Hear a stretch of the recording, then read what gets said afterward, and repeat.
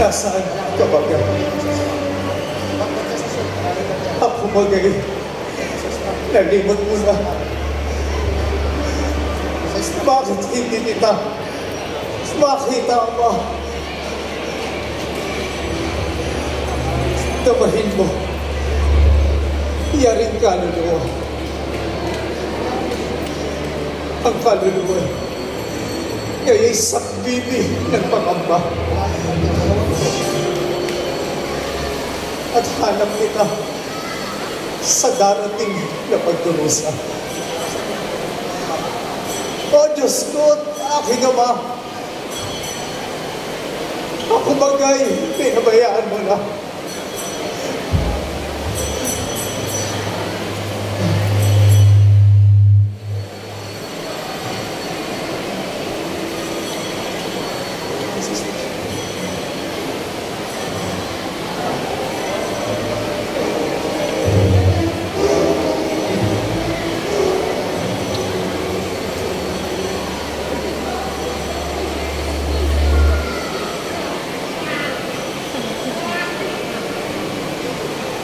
Aba ko, loobin mo ko. Ito ay mabata ko.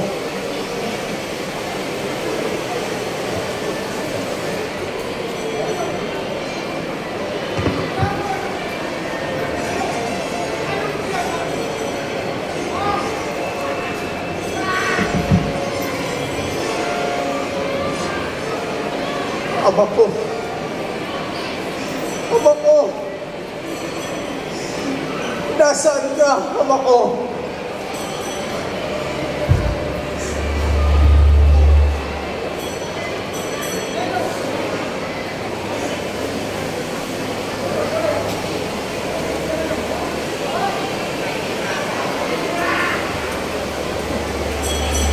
Satanas!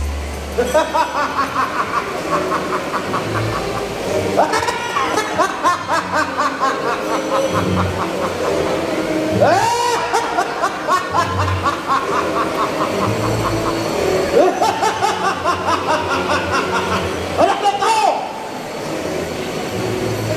Lamang ako'y nakikilala mo! Ngayon magtutuos tayo!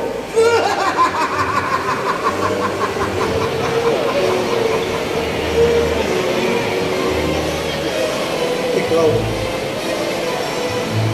ang lalo ay nakamaganda sa mga. Ngunit, mainggitin ka.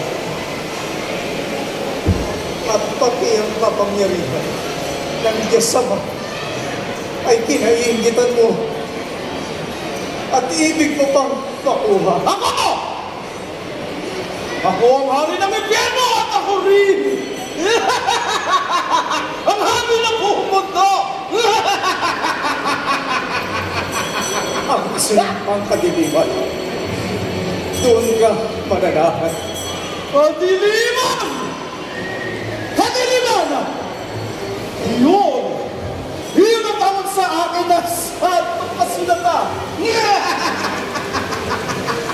Ikaw, ang tinatawag na tampalasan na ang kapalaluan mo ay walang hanggan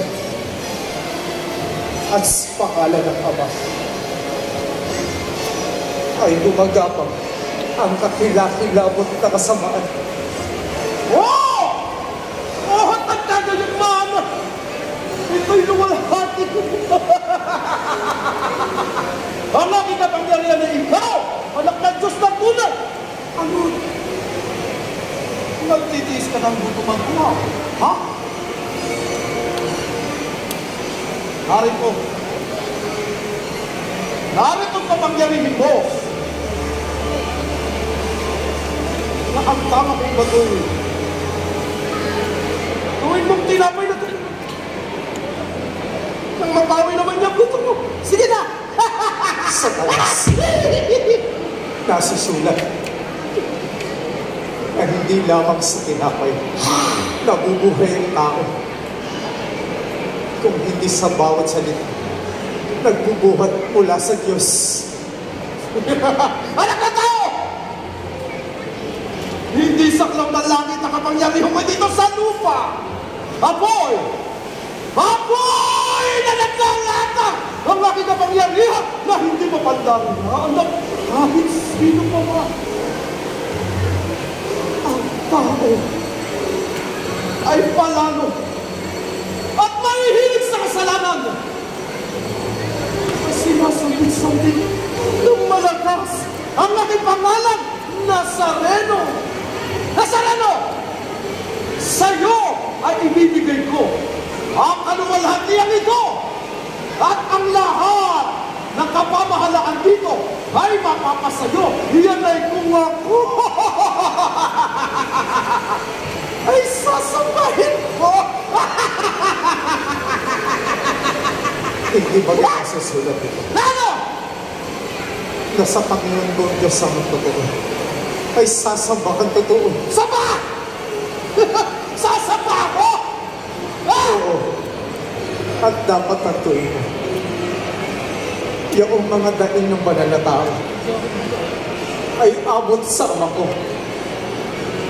Naway, patawarin sa salang ito upang sa kanila'y mabuksan ang pinto ng paraiso.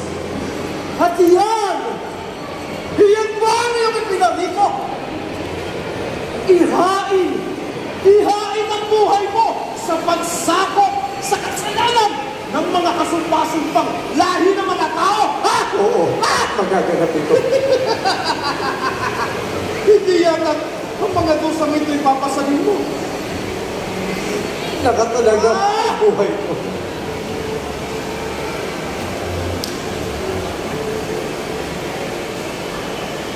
Anak ng tao,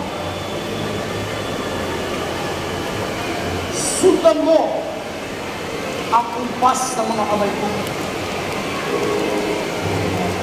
At makikita mo ang kasumpa-sumpang lahi ng mga tao na ibig mong hugasan ng dugo mo sa akin. Narito ang hanay ng mga pangyarihang haring mararangal, si Abdonobises, na nagpaputol ng paat kamay sa 50 taong mga manaw, at si Aristobulo, na makapangyarihang hari na pumatay sa gutom sa kanyang magulang, at si Herodes, nawari mo'y hapas ng langit sa Israel. Walang awang nagpupugod ng ulo sa libo-libo. Batang walang malay. At yan ba? Yan ba kalupitan yan? Hindi mo kumbasan ang iyong kamatayan, ha? Ang buhay ko ay nakalakay sa Diyos nakalooban. Kahangalan! At titiisin mo na maibuhos ang banal na dugo mo sa kalupitan ng mga lahi nito, ha? At yan ang hindi masulat sa'yo. Narito pakinggan mo, si Estatira, babaeng malupit na nagpapatay sa kanyang babaeng yanan na si Persisatan, si Julia, ang asawa ni Tarquinio Palalo, na pinili ang kanyang asawa na pagkain ng kanyang ina, at sa ibabaw ng bangkay nito ay pinadaan ang kanyang karosa. At ang inog ng Tiber na umapaw sa dugo ang bangkay na pinapatay nila Mario at Sila at si Tiberio, ang Panginoon ng Roma, na nagtutos sa mga inang tumatangi sa mga anak nila na kanyang ipinapatay at pinapako sa krus. At ang demonyo na nagpagawa ng isang haligi nangyari sa mga buhok na kanyang ipinapatay ng maraming tao. At si Maneses, na nagpalagari sa propetang humula sa kamatayang naghihintay sa iyo.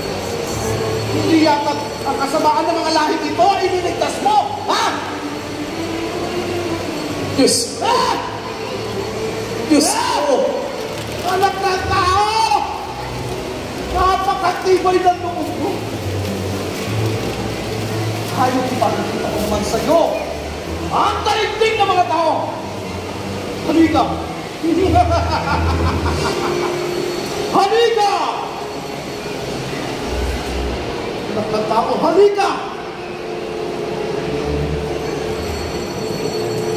Ganyan niya!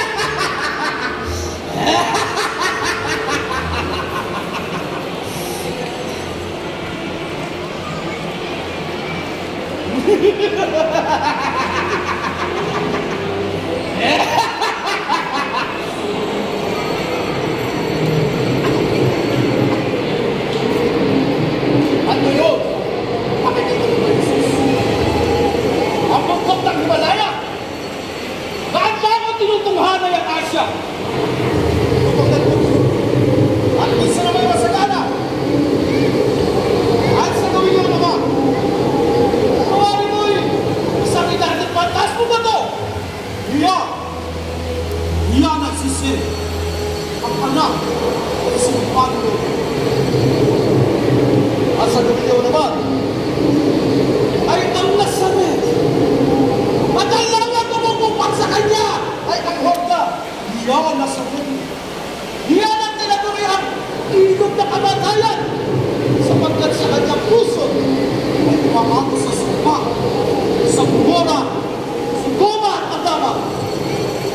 At nakakatagan naman ang lupang yun yan sa balon! Kaya siya na siya. Kaya mo, sinilanan!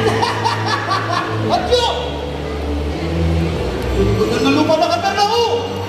Iyon ay ang Jerusalem at asumpang-sumpang syudad na siyang nunura sa iyong kamanalan. At ang maaaring niyo, napagpastan mo sagana sa kayamanan. At maaaring makamit mo lamang yan ay kung ako ay iyong Hindi ako. Kung hindi ikaw. Ako! At ang buong magsipunin. Ang siyang luluhod sa puntod, Diyos Ama. Luluhod ako! Ha? Ha? Anak ng tao! Ngayon pagbigyan mo ko. Sa huling kailangan mo ito, narito ang taluktok ng tayo na kamamatayan. Kung ikaw, ang tunay na anak ng Diyos, ika'y magpati mo nun. Sapagkat na susunod, na magbibigay siya sa kanyang mga anghel ng tungkol sa iyo. At takalagayan kayo na kanilang mga kamay, matiisun ang paano sa nagabat ko. Satanas. Kayo'y aking sinasabi. Nasusulat. Ano? Huwag mong tuksoy ang Panginoon mong Diyos. Siya lamang ang iyong sasambahin.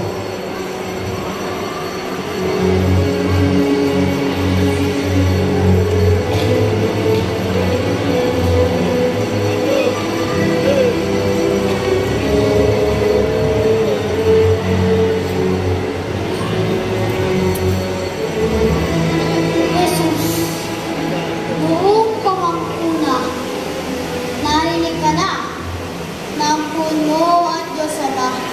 Tanggapin mo ang alaala upang mapawi ang butong mong lahat